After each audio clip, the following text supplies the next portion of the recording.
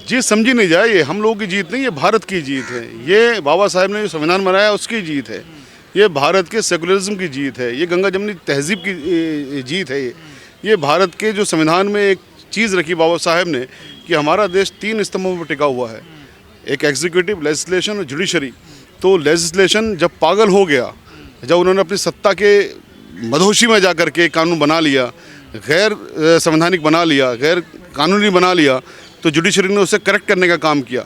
इनकी यही तो मंशा थी कि हम जुडिशरी की पावर ख़त्म करके डीएम को पावर दे दें। आज वो भी स्टे हो गया, जब कह दिया कि किसी भी तरह के वक्त के साथ वो भी स्टे हो गया, क्योंकि जब ये हो गया कि आप किसी भी तरह के वक्त में छेड़छाड़ नहीं करेंगे। डीएम को पावर क्या दी थी? डीएम को पावर ये दी थी कि वो जिस भी वक्फ की ज़मीन पे हाथ रख देगा और ये कहेगा कि मुझे लगता है कि ये वक्फ की नहीं है, तो फ़ौरन वो वक्फ की नहीं मानी जाएगी। तो अब क्या कह दिया, आज क्या ऑर्डर हो गया कि किसी भी तरह का वक्फ, चाहे वो रजिस्टर्ड है, अनरजिस्टर्ड है, इस्टेब्लिश्ड है, अनइस्टेब्लिश्ड है, नोटिफाइड है, डी नोटिफाइड है, अब आप कोई छेड़छाड़ वक्फ के अंदर नहीं करेंगे।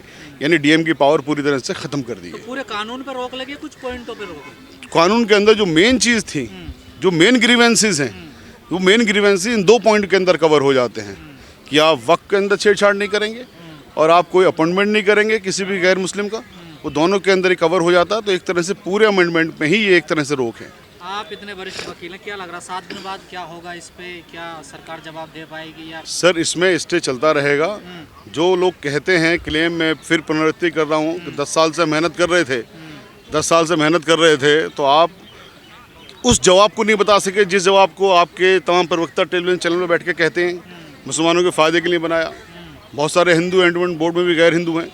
आप इन छोटी छोटी चीज़ों का जवाब नहीं दे सके तो आप क्या जवाब दे पाएंगे? कौन से मटेरियल कर लेंगे? तो एक इनका बहाना था कि स्टे ना हो, कि ये केस आगे चल जाए और इस तरह से फिर लंबे उसमें ये चला जाए मामला।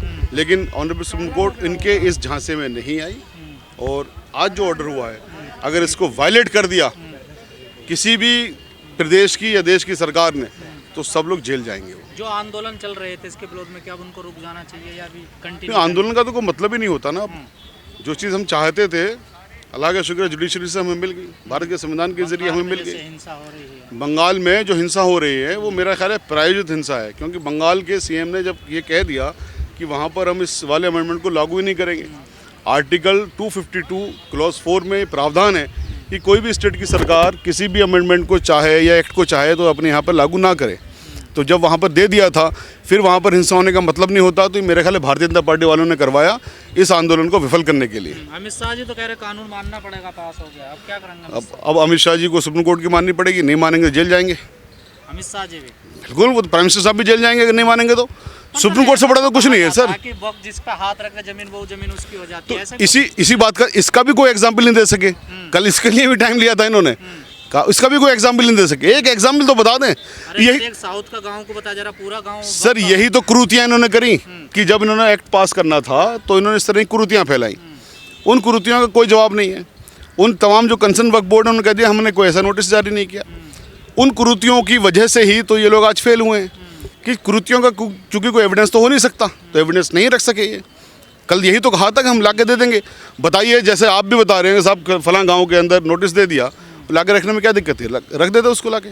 ना आप बड़े हैं, ना सरकार बड़ी है, ना हम बड़े हैं। बाबा साहब का संविधान सबसे बड़ा है और संविधान ने व्यवस्था दी है कि सरकार अगर पागल भी हो जाए, सत्ता के नशे में आकर क्योंकि ऐसा कानून बना दे जो गैर कानूनी हो, तो कोर्ट उसको करेक्ट करने का काम करेगी। एडजुडिकेशन करने का काम ऑनरेबल कोर्ट का है। आज ये बात भी जब ये बात तुषार मेहता साहब ने कहा कि साहब पार्लियामेंट का बनाया हुआ कानून आप स्टे नहीं कर सकते, तो ऑनरेबल सुप्रीम कोर्ट के यही अल्फाज थे कि ये जो व्यवस्था है, लेजिस्लेशन कानून बना सकता है, उसको एडजुडिकेट तो हम ही करेंगे ना।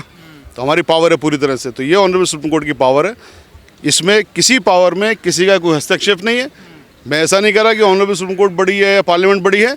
सबकी अपने अपने दायरे हैं, अपनी अपनी पावर है। किसी में कोई हस्तक्षेप करेगा तो फिर गड़बड़ है। तो आज साबित हो गया कानून में कोई गड़बड़ तो है इसमें। जो कानून पूरी तरह से कानून गड़बड़ है, पूरी तरह से कानून असंवैधानिक है, दुर्भावना के तहत बनाया हुआ कानून है और पूरी तरह से सेकुलरिज्म के खिलाफ है, भारत की रूह के खिलाफ है, भारत के संविधान के खिलाफ। निरस्त करवाना चाहते हैं या कुछ पॉइंटों में दिक्कत है? सब पूरे कानून ही निरस्त होगा।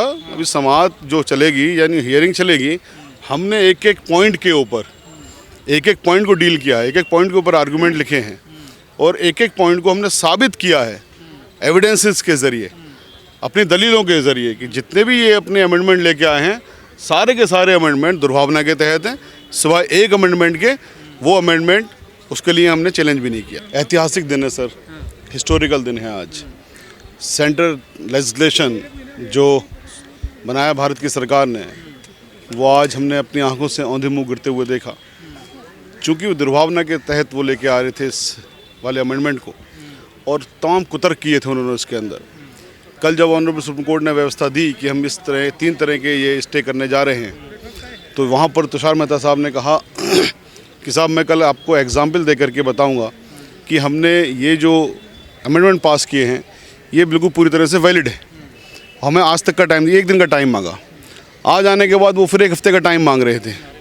और विडम्बना ये देखिए, वो कहते हैं कि हमने इसमें 2 महीने तो वक्फ इसमें जेपीसी की मीटिंग करी, देश भर में जा करके लाखों हमने याचिकाओं को निरीक्षण किया।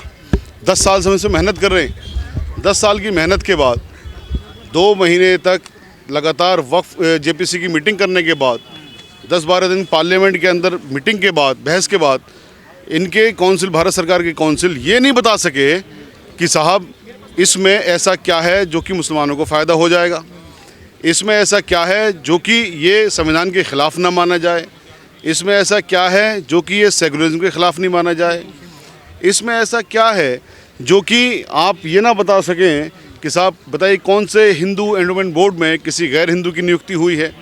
तो जब आप 1 दिन के अंदर नहीं बता पा रहे, 10 साल की मेहनत के बावजूद भी, फिर आप 1 हफ्ते का टाइम मांग रहे हो, तो आपकी हम बात पे यकीन नहीं कर सकते। हमने जो कल व्यवस्था दी थी 3 तरह के स्टे करने की, हम वो आज करने जा रहे हैं। उस पर तुषार मेहता साहब ने कहा जी मैं स्टेटमेंट देने के लिए तैयार हूँ कि हम इसमें वक्त में कोई छेड़छाड़ नहीं करेंगे, कोई नियुक्ति नहीं करेंगे। यानी कि जो स्टे देने की बात थी, खुद भारत की सरकार ने इस बात को तस्लीम कर लिया, मान लिया कि जी आपकी जो स्टे देने की बात है वो बिल्कुल सही है, हम इसको मान रहे हैं। 7 दिन ये व्यवस्था होती है, जो भी कोर्ट के अंदर सुनवाई होती है वो इंटरिम आदेश होता है जब तक कि उसका फाइनल निस्तारण नहीं हो जाए। और इंटरिम आदेश इस तरह से हफ्ते के लिए, फिर नई तारीख आएगी उस तक के लिए बढ़ेगा, फिर नई तारीख आएगी उस तक के लिए बढ़ेगा। तो जब तक इसका फाइनल निस्तारण नहीं हो जाए ये व्यवस्था जब तक रहेगी। 1 वीक का स्टे किया है और अभी किसी की तरफ फैसला नहीं आया है। ये 28 अप्रैल को अभी नेक्स्ट सुनवाई है इसमें, और इसमें फाइनल इसमें आर्गूमेंट होगा 5 मई को, 5 मई को। तो अभी ऐसा कुछ नहीं है। तब तक तो रोक लगी गई ना? तब तक 1 हफ्ते के लिए रोक लगी हुई है। किसी की तरफ से कोई सुनवाई नहीं, ना किसी के फेवर में भी फैसला गया है। झटका तो लगा ना? बिल्कुल लगा है, और हम लोग यही उम्मीद करते हैं कि ये वक्फ अमेंडमेंट बिल 2025 ये रिजेक्ट होगा, और होना भी चाहिए। तो क्या गलत है इसमें, क्या गड़बड़ है? गड़बड़ ये है कि देखिए, जो 13वीं और 14वीं सदी में जो चीज़ बन चुका है उसकी सेल डीड कहाँ से मिलेगी? अब 50 साल हम लोग को 50 साल की सेल डीड तो मिलती नहीं है, इतना पुराना कहाँ से मिलेगा? जो माननीय कल सुप्रीम कोर्ट ने कल आदेश किया था उसमें यही माननीय सी जज साहब ने यही कहा है कि इतनी पुरानी सेल डीड कहाँ से मिलेगी। तो बस इसी पे सब रुका हुआ है, और अब देखिए जो होगा सामने आएगा। आप लोग तो ही हैं।